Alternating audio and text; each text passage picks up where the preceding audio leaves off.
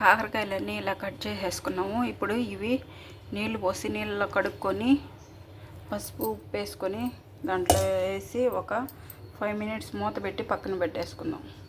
కడిగేసుకున్నాం కదా, ఇలా ఉప్పు పసుపు వేసి ఇలా అంతా ఎగరేసుకొని మూత పెట్టేసి ఒక 5 మినిట్స్ తర్వాత అవి ఫ్రై చేసుకున్నాం.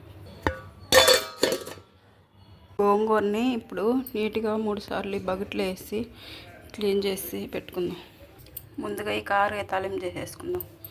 పెనం పెట్టుకుని ఆయిల్ వేసుకుందాం.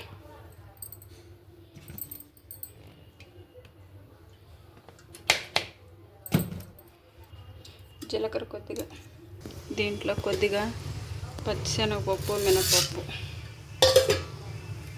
దీంట్లోనే ఒక 5 వెల్లుల్లిపాయ వేసేసుకుందాం. ఈ కారకాయ చెమ్మ లేకుండా గట్టిగా ఇలా పిండేసుకుందాం.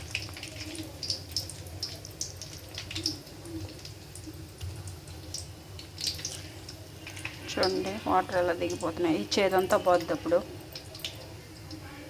కారకాయలు గట్టిగా పిండేసుకుంటే ఇట్లాగా వాటర్ దిగిపోతాయి.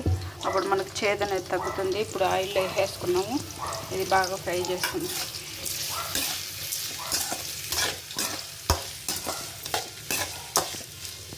మూత పెట్టేసుకొని 5 నిమిషాలకు ఒకసారి మూత తీసి చూస్తూ ఉన్నాం.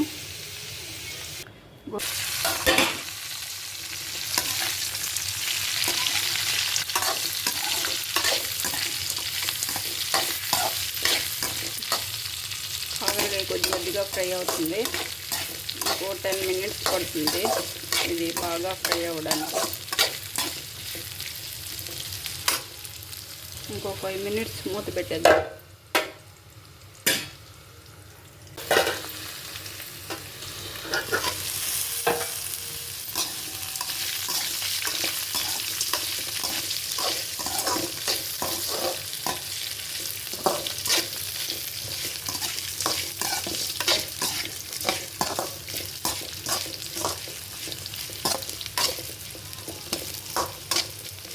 ఆల్మోస్ట్ ఇవి కూడా ఫ్రై అయిపోవచ్చాయి. ఇప్పుడు దీంట్లోకి తాలింపు పొడి కావాలి కదా, తాలింపు పొడి వేసుకున్నారండి. కాకరకాయలు ఫ్రై అయిపోయినాయి. ఇప్పుడు ఈ పొడి వేసేస్తున్నాం.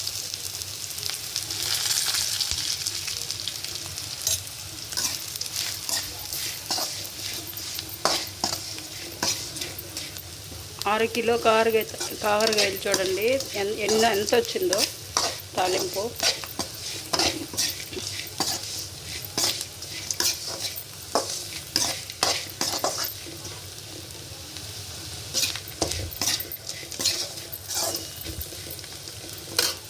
ఓకే, కారకాయ తాలింపు అయితే రెడీ అయిపోయింది. ఇప్పుడు అట్లాగే కారకాయ తాలింపు ఇవాళ